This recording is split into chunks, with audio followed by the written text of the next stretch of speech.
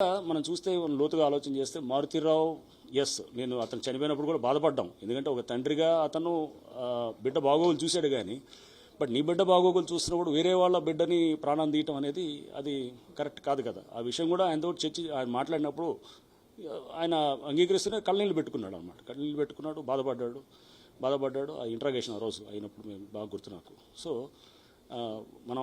మనకి నష్టం జరిగిందని చెప్పి వేరే వాడికి నష్టం చేయటం అనేది అందులో వేరే వాడి ప్రాణం తీయడానికి హక్కు లేదు కాబట్టి సో నీకు ఈ నష్టం కావడానికి కారణం ఎవరు?